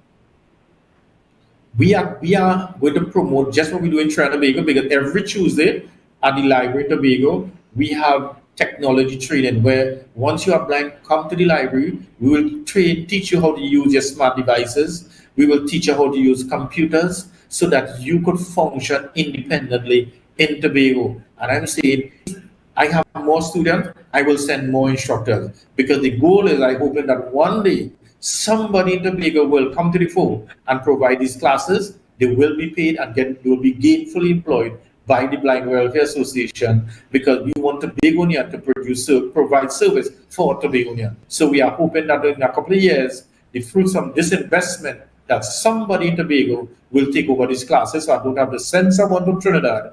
I will have someone in Tobago providing the service Monday to Friday in assistive technology.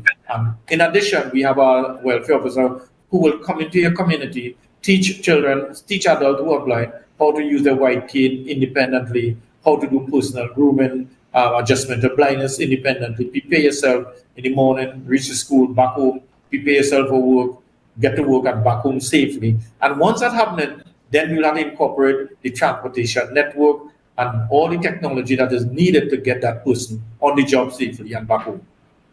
Understood. And have you been getting positive responses as it pertains to your call for laptops for the visually impaired students? Yes, I think the call is out there and people willing to help. And sometimes, people not around saying you don't know. If you want to know how you can help, ask the Blind Welfare Association. We have the expert here who will go in and not only provide the devices, but also work within the classroom, work with student aid, because we've been doing student aid training for all student aid, so they could come to Blind Welfare, get the training how to interact with that child in the classroom. And we always encourage students that do not do for a child who is blind that they should do for themselves. Do not create helplessness. We want that child to operate independently in the classroom as far as possible. Excellent. Well, we're going to take a quick break right here, and we'll be back right after this as we continue our conversation. See you soon.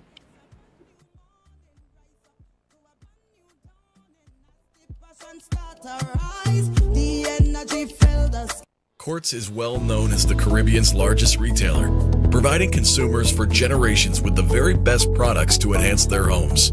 This year, we bring our expertise to businesses.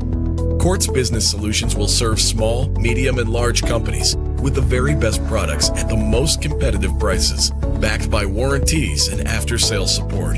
Hoteliers, office managers, restaurants, and so many more. Quartz Business Solutions, a brand of the Unicomer Group.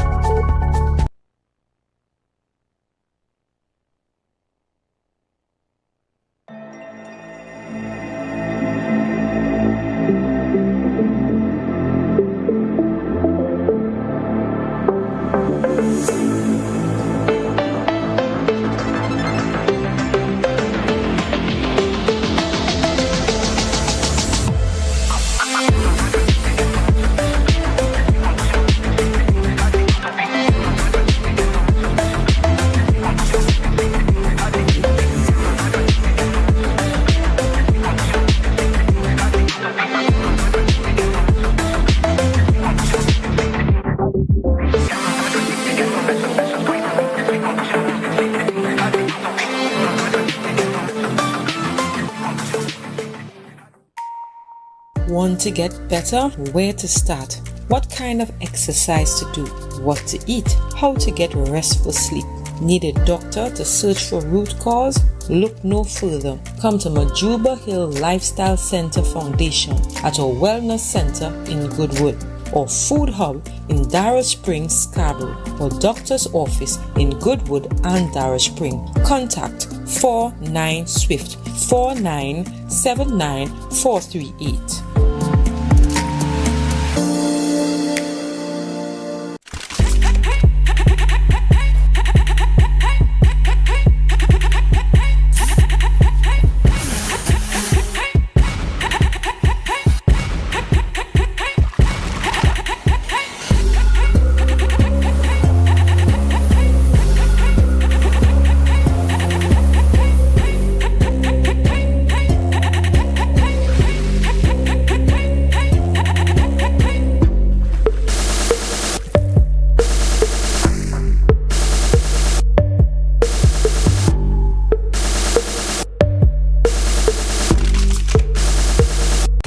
game is on.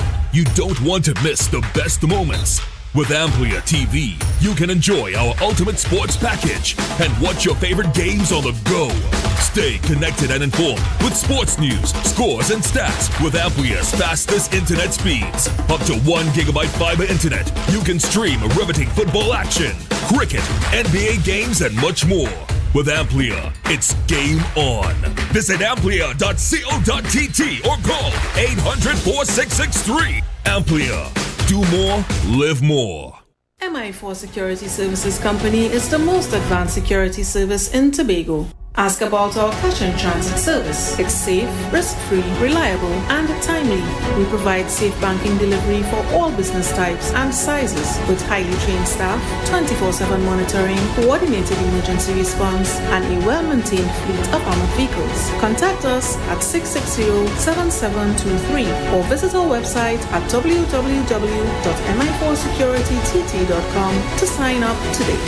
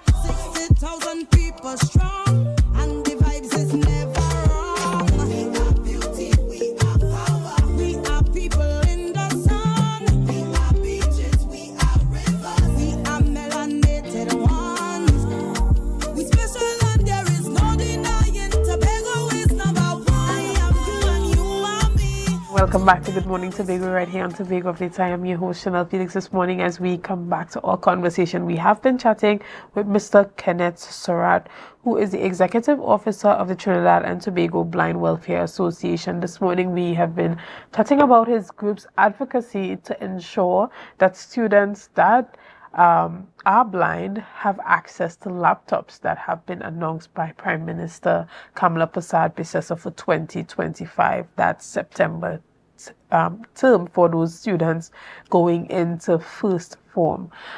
This morning, welcome back, Mr. Surratt. Thank you.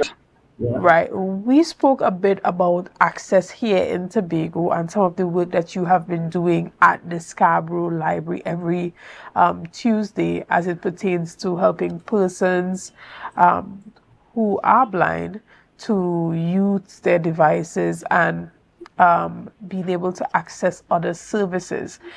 Can you tell us how persons can reach out to you to be a part of this, to get assistance, or even volunteer with your organization? You can email us at ttbwa1914@gmail.com, ttbwa1914@gmail.com, or you can WhatsApp us at 395-3086.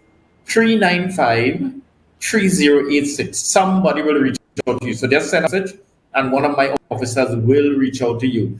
And next week we are coming to spend out Tobago because with the Division for Health, we are going to be training staff how to interact with persons who are blind. So we know proper ethics, how to treat persons who are blind. So we will be in Tobago. We have a couple of places we will be touring with Division for Health so that people will be sensitized towards persons who are blind or visually impaired. Right. And even as it pertains to your organization and its growth and its development, what would be success for you as it pertains to all the work that you have been doing and continue to do? What do you consider success to be? Okay, I'll give you a first success. Do you know the TT dollar is now accessible for the blind? So someone who is blind could touch any our denomination and know our $5. I don't know if you ever feel it, some raised dots blind. That is one success. But that money is also on a specific app on my phone called Cash Reader. Once I hold any TT currency in front of it, it will tell me the denomination. We also had the amendment to the copyright law in 2020, which needed a special majority in the Parliament of Trinidad and Tobago, and we needed a 3/5 majority.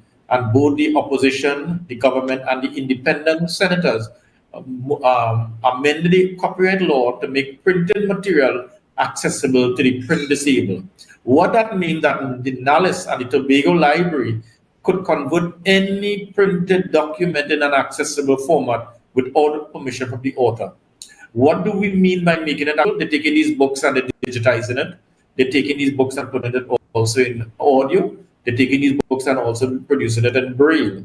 So now someone who is blind can access the printed material, make it available. And that happened because of Stevie Wonder years ago. He told the World Intellectual Property Organization, when he attended their function, any song Stevie Wonder sang, everybody knew the song. He said, you know why you know my song? I made it accessible to you. I had it on 8-track, I had it on cassette, flash drive, CD, now I'm streaming it online. He said, you have to make your printed material accessible to me. And if you don't do it, I'll come back and sing a song on you. He didn't have to sing a song because the world took a decision.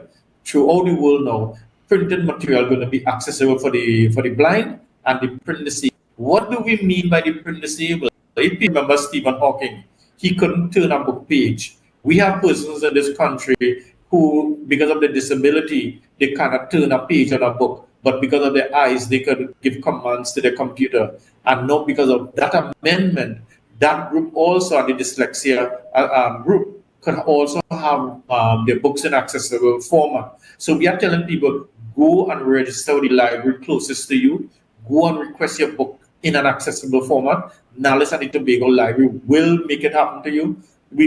Presently, we have close to over 1 million books in something called the Accessible Book Consortium that Nallis, all the libraries all over the world have access to. And that number is growing rapidly because Trinidad and Tobago is also a signatory to the Marrakesh Treaty, and also we amended our copyright law to meet that requirement. So we are saying, come on board, and those are some of the immediate successes that impacted on all persons who are blind, partially sighted, low vision, dyslexia, and print disabled. Right, and do you want to make a call to any persons watching today, or even the powers that be, whether it be at the Ministry of Education or the Division of Education in Tobago, as it pertains to what can be done or should be done to partner to make, printed material more accessible for persons that are disabled, specifically those that are visually impaired? Yes, and I'm telling, come on, but if you don't come to the Blind Welfare Association, reach out to Mr. Trim in Tobago. We are going to help you to understand. Because once I get over your attitude towards persons who are blind and believe that they could succeed, 90% of my work is done. We just have to work for the other 10%. We just need to change attitude. And once you change attitude, how you see things change. You have to start with you. Change the way you see persons with disability. Don't see them as a burden on society, but see them as an opportunity for society. I'm employed, get them doing an exciting thing. Just like somebody, they're retired and they lose their vision. That doesn't mean that they stop living.